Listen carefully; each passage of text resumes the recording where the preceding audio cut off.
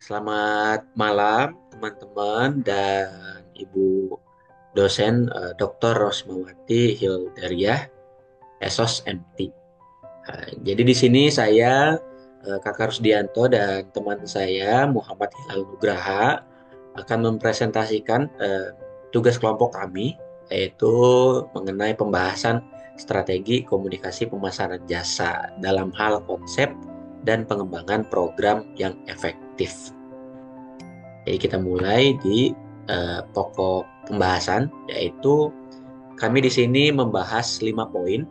Yang pertama ada strategi komunikasi pemasaran eksternal, yaitu berfokus pada upaya untuk berkomunikasi dengan pihak luar perusahaan, seperti pelanggan, calon pelanggan, mitra bisnis, media, dan masyarakat umum. Poin kedua yaitu strategi komunikasi pemasaran interaktif, yaitu mengutamakan komunikasi dua arah antara perusahaan dan konsumen. Poin ketiga, strategi komunikasi pemasaran internal, yaitu berfokus pada komunikasi di dalam organisasi, khususnya antara manajemen dan karyawan. Poin keempat, komunikasi pemasaran jasa terintegrasi, yaitu pendekatan yang menggabungkan berbagai saluran komunikasi dalam upaya untuk menyampaikan pesan yang konsisten, efektif, dan terkoordinasi kepada konsumen mengenai produk atau layanan. Dan poin terakhir yaitu pengembangan program komunikasi pemasaran jasa yang efektif, yaitu mencakup merancang strategi komunikasi yang dapat membangun hubungan positif dengan pelanggan dan meningkatkan pengalaman mereka terhadap layanan yang diberikan. Selanjutnya kita masuk pada definisi jasa. Jadi menurut Kotler dan Keller pada tahun 2011, jasa adalah tindakan atau kinerja yang ditawarkan oleh satu pihak ke pihak lain, bersifat tidak berwujud dan tidak mengakibatkan kepemilikan. Karakteristik jasa menurut Zeithaml dan Bittner pada tahun 2008 terbagi atas 4, yaitu intangibility atau tidak berwujud, selanjutnya inseparability atau tidak dapat dipisahkan, selanjutnya perishability atau kehilangan nilai, selanjutnya heterogeneity. Nah, untuk slide selanjutnya yaitu strategi komunikasi pemasaran eksternal. Jadi di sini ada 4 poin ya teman-teman. Yang pertama ada advertising, yaitu adalah salah satu bentuk komunikasi pemasaran eksternal yang bertujuan untuk menyampaikan pesan kepada konsumen melalui berbagai media yang bersifat publik. Jadi apabila teman-teman suka melihat billboard di jalanan raya, nah itu termasuk advertising ya teman-teman. Pada poin kedua yaitu sales promotion, adalah teknik pemasaran yang digunakan untuk mendorong pembelian dalam jangka pendek. Nah, biasanya sales promotion ini dikerjakan oleh SPG yang ada di suatu toko maupun area-area tertentu yang memasarkan jasa atau produk atau hal lain yang mereka jual begitu ya. Jadi pada poin ketiga yaitu public relation. Public relation atau hubungan masyarakat berfokus pada membangun dan memelihara citra positif perusahaan atau merek di mata publik. Jadi fungsi public relation ini adalah membangun citra yang positif antara perusahaan atau produk mereka atau jasa mereka kepada masyarakat. Biasanya hal ini dihandle oleh media internal mereka melalui media-media yang ada seperti Instagram maupun website. Poin keempat yaitu direct marketing adalah bentuk komunikasi pemasaran yang memungkinkan perusahaan berinteraksi langsung dengan konsumen tanpa perantara media massa. Jadi direct marketing ini adalah promosi yang dilakukan secara langsung, baik itu secara di area tertentu seperti area outdoor maupun area perumahan atau komplek begitu ya. Slide berikutnya yaitu strategi komunikasi pemasaran interaktif. Nah, di sini ada 4 poin ya.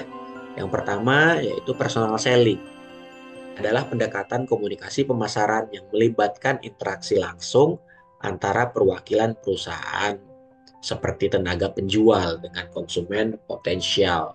Biasanya personal selling ini dilakukan oleh sales area yang ditugaskan di beberapa kota untuk menjual jasa atau produk yang mereka tawarkan gitu ya.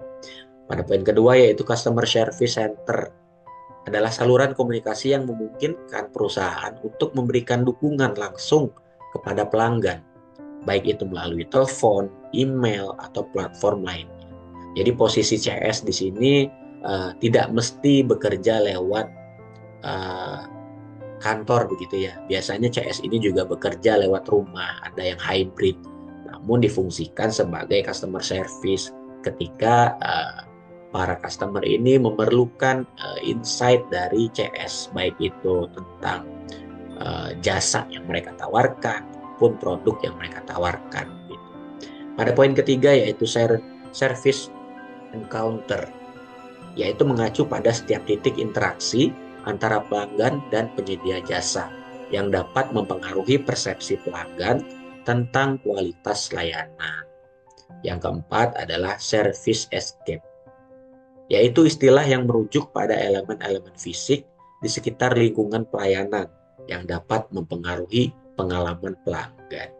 Jadi biasanya hal-hal ini dilakukan oleh engagement eksekutif. Jadi mereka orang-orang ini adalah yang melakukan survei atau mencari insight dari pelanggan untuk mereka evaluasi agar jasa yang mereka berikan itu bisa meningkat atau bisa jadi lebih baik begitu. Nah, untuk strategi komunikasi pemasaran internal selanjutnya akan disampaikan oleh rekan saya, Mas Hilal. Dipersilahkan. Terima kasih. Untuk strategi komunikasi pemasaran internal itu terbagi menjadi 2. Yang pertama adalah vertikal, yaitu komunikasi antara karyawan dan manajemen dalam rangka persetujuan konten. Yang kedua adalah komunikasi horizontal, komunikasi antar departemen dan atau area-area di dalam perusahaan. Kuncinya dari strategi komunikasi pemasaran internal ini adalah meningkatkan kepuasan karyawan untuk meningkatkan kualitas layanan. Ketika karyawan nyaman, pelayanan meningkat, kepuasan konsumen meningkat, loyalitas dan revenue meningkat, keuntungan bertambah. Dalam grafis kita bisa melihat bagaimana pengaruh dari komunikasi pemasaran internal terhadap revenue di ujung sana dan profitability. Kita ke komunikasi pemasaran jasa terintegrasi atau IMC, Integrated Marketing Communication. Ini terbagi menjadi 4 spektrum ya. Yang pertama adalah Manage Service Promises atau konsistensi janji dari sebuah perusahaan terhadap konsumennya. Yang kedua adalah Manage Customer Expectation, penjelasan kepada pelanggan, negosiasi ekspektasi agar tetap realistis. Tidak selalu harapan pelanggan dapat dipenuhi. Jadi pelanggan dapat memahami ekspektasi mereka sampai titik mana yang bisa dipenuhi oleh perusahaan. Yang ketiga adalah improve customer education, yaitu memberikan informasi tentang proses jasa dan kriteria evaluatif dari perusahaan. Informasi performa standar jasa yang dimiliki oleh perusahaan. Nah, yang keempat adalah manage internal marketing communication. Komunikasi vertikal dan horizontal yang menjadi bagian dari komunikasi pemasaran internal. Pengembangan program komunikasi pemasaran jasa yang efektif. Menurut Kotler dan Keller pada 2011, yang pertama adalah identifikasi pasar sasaran dan motif pembeli. Kemudian kita tentukan tujuan komunikasinya. Yang ketiga, merancang pesan yang menarik dengan rumusan AIDA atau Attention, Interest, Desire, dan Action. Dan ini juga selain AIDA juga ada beberapa model yang lain. Kemudian yang keempat adalah pilih saluran komunikasi.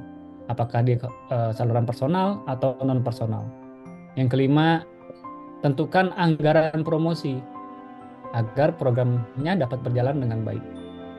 Yang keenam, pilih media bauran promosi. Apakah kita akan menggunakan iklan, kemudian promosi penjualan, kemudian bagaimana kita mengoptimalkan public relation atau pemasaran langsung. Yang ketujuh adalah mengukur hasil promosi. Dan terakhir, mengelola integrasi bauran komunikasi pemasaran. Selain AIDA model, juga ada beberapa model lainnya yang bisa diadopsi tergantung bagaimana kondisi perusahaan atau produk yang akan dipasarkan. Kita melihat pengembangan program komunikasi pemasaran jasa yang efektif. Menurut Zethelm dan Bittner pada 2008 halaman 449, langkah strategisnya adalah select the target audience, memilih target audience-nya. Yang kemudian yang kedua adalah determine the communication objective, menentukan objektif dari tujuan dari komunikasinya, menentukan budgetnya, dan yang keempat membuat message-nya, pesan apa yang akan disampaikan, dan yang kelima adalah mengumpulkan feedback-nya, bagaimana respon dari konsumen kita. Dari beberapa slide pemaparan yang kita sampaikan tadi, kita dapat mengambil kesimpulan bahwa komunikasi pemasaran jasa memerlukan pendekatan yang berbeda daripada komunikasi pemasaran barang. Strategi komunikasi harus mencakup eksternal, internal, dan interaktif. Integrasi komunikasi pemasaran jasa juga sangat penting untuk konsistensi dan efektivitas. Kemudian pengembangan program komunikasi yang efektif memerlukan perencanaan yang matang. Demikian presentasi kami terkait dengan strategi komunikasi pemasaran jasa. Terima kasih atas perhatiannya, semoga bermanfaat. Assalamualaikum warahmatullahi wabarakatuh. Selamat malam semuanya. Jangan lupa komen ya.